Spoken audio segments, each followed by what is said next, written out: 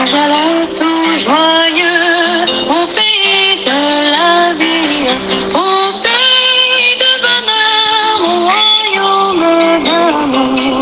Vous qui marchez encore, sans Dieu dans la folie, on dit que voulez-vous y venir dès ce jour? Voulez-vous y venir dès ce jour? Oh, voulez-vous venir? Ainsi furent achevés les cieux et la terre et toute leur armée. Dieu acheva au 7e jour son œuvre qu'il avait faite, et il se reposa au 7e jour de toute son œuvre qu'il avait faite. Dieu bénit le 7e jour et il le sanctifia, parce qu'en ce jour il se reposa de toute son œuvre qu'il avait créée, en la faisant. Amen. Gloire à Dieu. Nous trouvons ces paroles dans le livre de la Genèse, au chapitre 2, les versets 1 à 3. Bonjour, bonjour mes amis de la méditation quotidienne. Comment allez-vous en ce 6e jour de la semaine, jour de préparation du Saint Sabbat de l'Éternel? J'espère que vous allez bien et que vous êtes prêts à découvrir notre récit historique de la semaine, avant de se retrouver très bientôt par la grâce de Dieu pour de nouvelles méditations. Ce qui fait l'importance du sabbat comme mémorial de la création, c'est qu'il rappelle constamment la raison pour laquelle il faut adorer Dieu, à savoir qu'il est le Créateur et que nous sommes ses créatures. Amen. L'observation du repos de l'Éternel est un signe de fidélité au vrai Dieu, qui a fait les cieux, la terre et la mer et tout ce qui est contenu. De ce fait, le message qui en donne aux hommes d'adorer Dieu et de garder ses commandements les exhortera tout spécialement à observer le 4e commandement. Amen. Gloire à Dieu. Prions le Seigneur. Tendre Père des cieux, nous te disons merci pour ton amour, pour ta miséricorde envers nous, pour le sacrifice de Jésus-Christ, notre Sauveur. Nous voilà réveillés.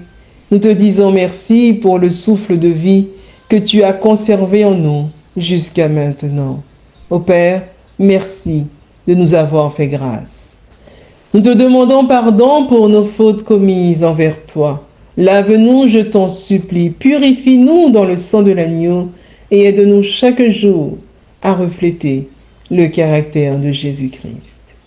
Nous te disons merci pour la semaine de méditation qui s'achève. Merci pour toutes ces histoires, Père. Aide-nous à ne pas les oublier. Et merci encore, Père. Merci de nous rappeler le passé particulièrement, afin de nous préparer pour l'avenir. Merci pour le récit historique de ce matin qui nous invite à abandonner notre vie entre tes mains. Ô Père, merci pour toutes choses. Nous te prions pour toutes les personnes que tu visites, que tu guéris, que tu consoles. Toutes ces personnes, Père, sont entre tes mains. Merci d'être dans leur vie. Je ne t'ai pas prié parce que je suis bonne et digne à tes yeux, mais je t'ai prié dans le précieux nom de Jésus-Christ, ton Fils, qui vit et qui demeure au siècle des siècles. Amen. Mes amis, comme d'habitude, nous allons faire un récapitulatif des méditations qui ont été lues cette semaine. Dimanche, notre méditation avait pour titre « Jugement insondable ». Notre verset à mémoriser se trouvait dans l'Épître aux Romains au chapitre 11, les versets 33 à 36 qui nous disent ceci. « Aux profondeurs de la richesse, de la sagesse et de la science de Dieu, que ses jugements sont insondables et ses voies incompréhensibles. Car qui a connu la pensée du Seigneur ou qui a été son conseiller, qui lui a donné le premier pour qu'il ait à recevoir en retour? C'est de lui, par lui et pour lui, que sont toutes choses. À lui la gloire dans tous les siècles. Amen. Gloire à Dieu. Notre réflexion était la suivante. Commençons notre journée avec le désir d'accepter les plans divins sans protester. reconnaissant avec l'apôtre Paul aux profondeurs de la richesse, de la sagesse et de la science de Dieu, que ses jugements sont insondables et ses voies incompréhensibles. Car qui a connu la pensée du Seigneur, ou qui a été son conseiller, qui lui a donné le premier pour qu'il ait à recevoir en retour? C'est de lui, par lui et pour lui que sont toutes choses. À lui la gloire dans tous les siècles. Amen. Gloire à Dieu. Mercredi, notre histoire biblique de la semaine avait pour titre Zabulon, fils de Jacob. Notre verset à mémoriser se trouvait dans le livre de la Genèse, au chapitre 49, le verset 13, qui nous dit ceci. Zabulon demeurera sur la côte des mers, il se tiendra sur la côte des navires, et ses limites s'étendront du côté de Sidon. Notre réflexion était la suivante. Nous le savons, Dieu ne s'intéresse pas à notre compte en banque. Il veut notre cœur. La question qui nous a été posée était la suivante. Sommes-nous réellement prêts à donner notre cœur à Dieu? Aujourd'hui, notre récit historique de cette semaine a pour titre « Abandonne ta vie » que nous trouvons au numéro 38 du recueil Hymnes et louanges.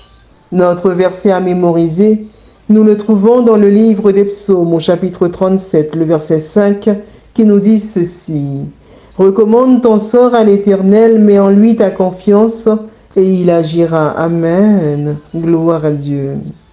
Ce matin, je vais vous raconter l'histoire de ce cantique écrit par Paul Gérard.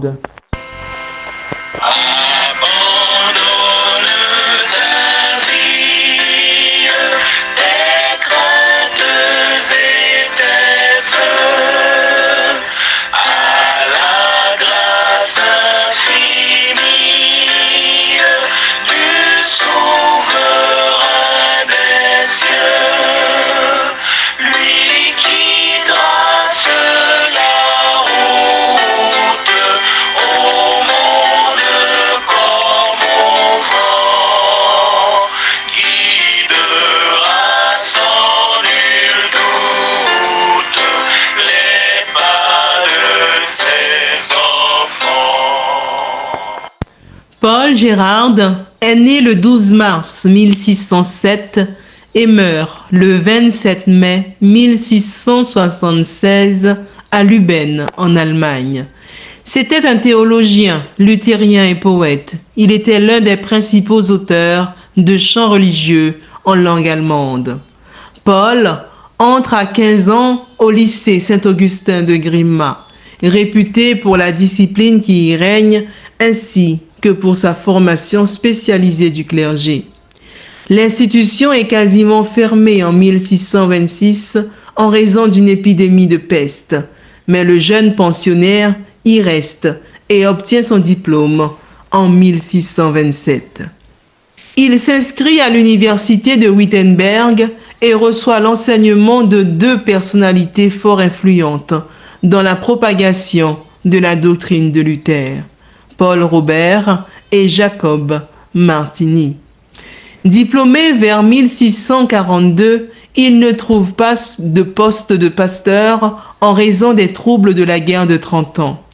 Il se rend à Berlin et devient précepteur dans la famille de l'avocat Andreas Barthold. Paul Gérard croise alors Johann Kruger, cantor de l'église Saint-Nicolas de Berlin et compositeur. Celui-ci est séduit par les textes de Paul et les emploie comme la trame de son propre recueil de chorales luthériens. En 1655, Paul Gérard épouse Anna Maria Barthold, fille de l'avocat Andreas Barthold, qui lui avait offert son premier poste à Berlin.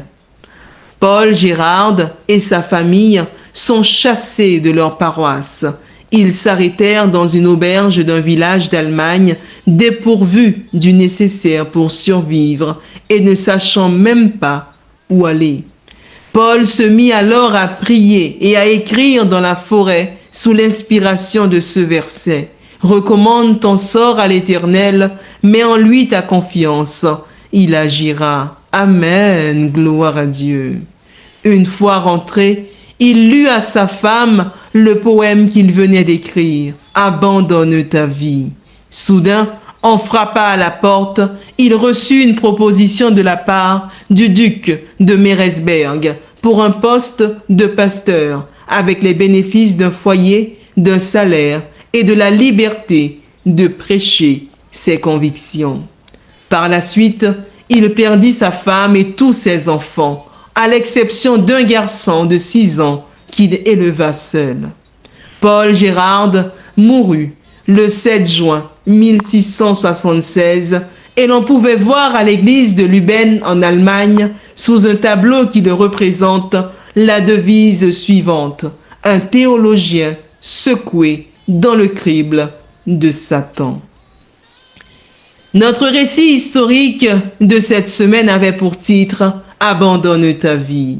Notre verset à mémoriser, nous le trouvons dans le livre des Psaumes, au chapitre 37, le verset 5. « Recommande ton sort à l'Éternel, mets en lui ta confiance, et il agira. » Amen. Gloire à Dieu. Oui, mes amis, le cantique « Abandonne ta vie » écrit par Paul Gérard s'adresse à toute âme éprouvée qui endure des tribulations de toutes sortes. Oui, mes amis, ce cantique s'adresse à toute âme éprouvée qui endure des tribulations de toutes sortes. Mes amis, faisons confiance à Dieu, continuons à marcher par la foi, car le verset nous dit « Recommande ton sort à l'Éternel, mets en lui ta confiance, et il agira. » Amen. Gloire à Dieu. C'est sur ces paroles que je vous souhaite une excellente journée de préparation de sabbat, et d'ores et déjà un bon sabbat. Que Dieu vous bénisse, et je vous dis à bientôt, Dieu voulant, pour de nouvelles méditations.